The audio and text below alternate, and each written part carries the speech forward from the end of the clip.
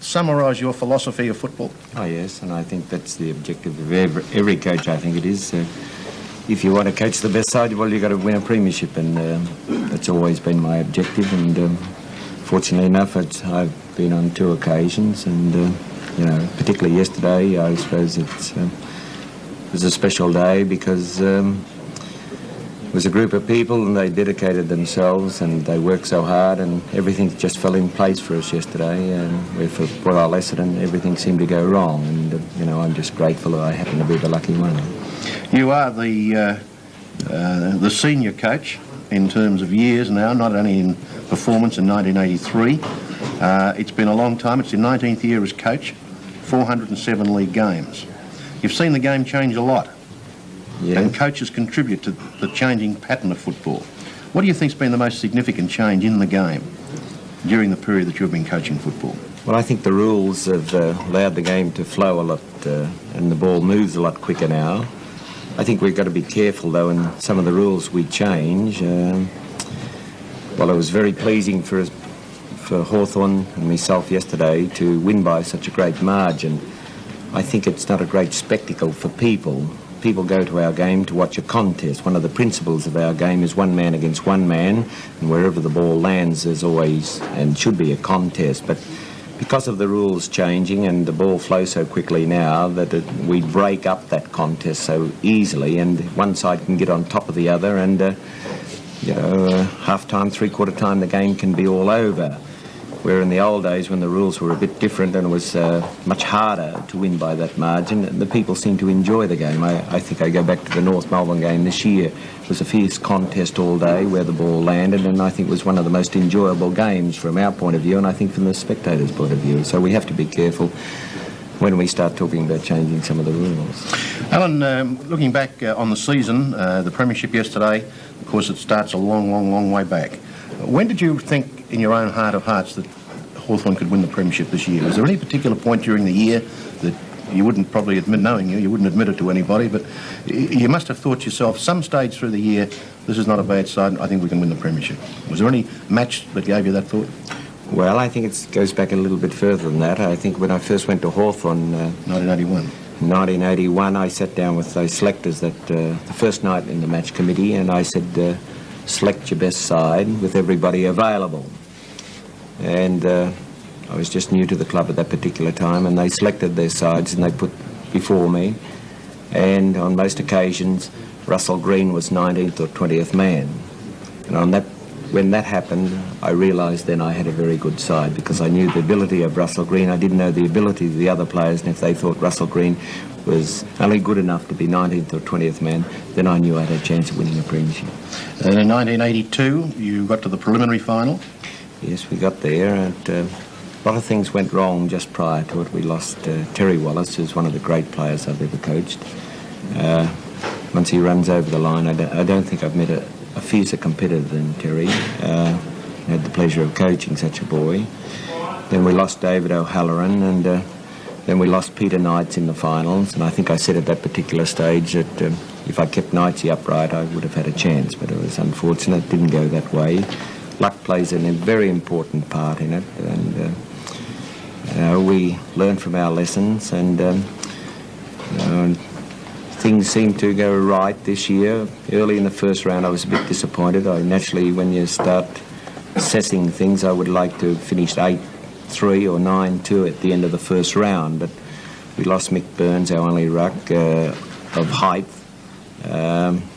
Peyton was injured on a couple of occasions, and Tucky, Ayres and these players, we had a lot of injuries in the first round, and I think we finished 6-5 in the first round. I had a few doubts then, and I knew that we had to lift our game, and the players did in the second round, and as the round progressed, I started to get a bit more confidence. And I think today out at North Melbourne, when we were behind at three-quarter time and they got up and won that game, I thought then we got a chance. Big chance.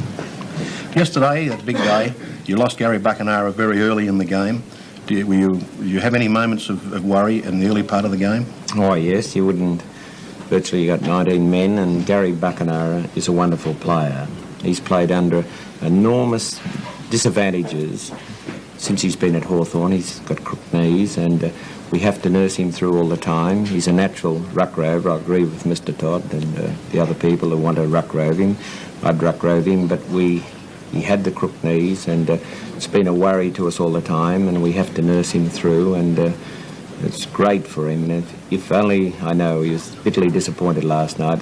He's put up with this for about 2 years, and just another 2 hours just to enjoy being a part of the winning side. And it's disappointing for Gary, but he's only a young fella, and he'll get his knees done. His knees were going to be operated on the end of the year, and I just hope they fully recover, because he's got great talents, and really the people of Victoria haven't seen the best of this player yet. And I think we'd like to hear a word from you about your captain, who was one of the game's great personalities. Well, yes, he's a great player. I'd like to got him when he was younger. Yesterday, he was magnificent, He's capped off a wondrul career. In my career, I've been very fortunate. I've had the good fortune to coach many good players. A player such as Baldock never won a Brownlow medal. He should have. But he did have the pleasure of being captain of St Kilda's first side. Matthews is another great player, never won a Brownlow medal. But yesterday, I think that compensated to be captain of a Hawthorn premiership side. Alan, there are a lot of parents who are watching this program, and football comes in for some criticism about whether youngsters should play the game or not. I've heard you speak in your other capacity as a member of the police force. I've heard you talk about discipline in society, and I know that one of the cornerstones of your coaching is discipline in attitude, and discipline in the style of football. I think perhaps for parents, a reassurance from the coach of the premier team about the value of football in the character development of young people would not go amiss at this stage of football. Well, I think, particularly in our society, in our free society, you cannot achieve your objectives, and I found this as a parent, as a policeman, as a coach of a football side, that I've never been able to achieve my objectives unless you did have some form of discipline. And discipline just doesn't guarantee freedom, but to have freedom you must have a form of discipline, and self-imposed discipline is the best form of discipline, not the discipline where you have to stand over people. And why I'm so proud of my players at this particular stage, that they put self-imposed discipline on themselves. So many players at Hawthorn haven't had a drink for so many months, and it wasn't under my instructions. It was something they self-imposed upon themselves because they believed in a cause and they wanted to be a part of it. And I'm deeply indebted to these people to allow me to be the coach of them. Alan, the club song says we're a happy team at Hawthorn. Has it been a happy team all the year? Yes, it's been a very happy club, and I must say, when I went to Hawthorn, I went there with some apprehension, because they enjoyed so much success under the Kennedys and the Parkins, and some of their great players were getting near the twilight part of their career, and I wondered if I could turn them around and bring them up. But that was my big fear. But when I got there, I didn't realise that they were such wonderful people. People with great character, the Matthews, the Knights, the Kelmores, the Tuckies, and these people. And it made it so easy. They set such a wonderful example.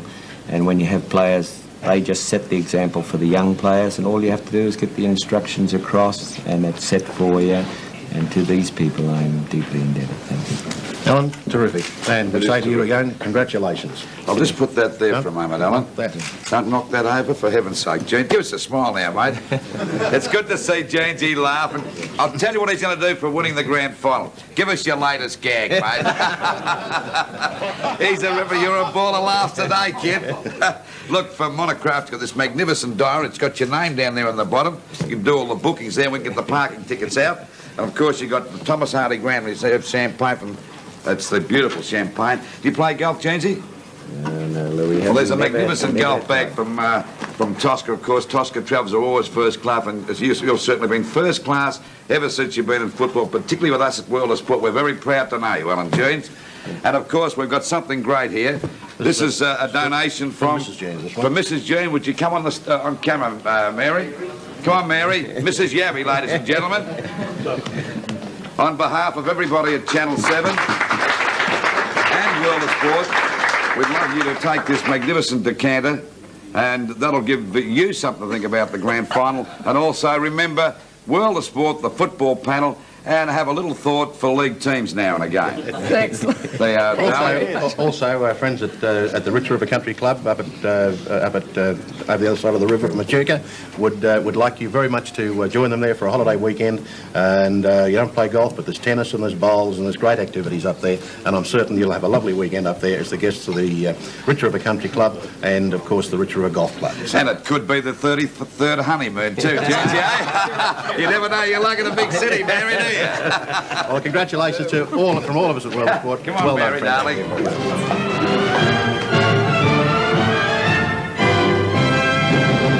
Allan Jeans. Thanks, Ron. Congratulations, Alan. You really steamrolled them yesterday. From me looking on, from the stand, I thought you had it won in the first 10 minutes. I'd like to also congratulate Lee Matthews. He was brilliant. I really enjoyed watching him. And also I have the award here for Terry Wallace, the Canberra Club Award, and unfortunately he can't be with us because he's out at the ground. Would you please accept that on his behalf? I will. Thank you very much.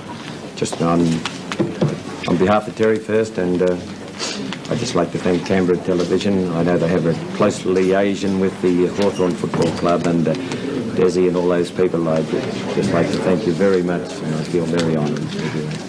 We did mention that we were giving away a video and a TV, didn't we? Video and a television.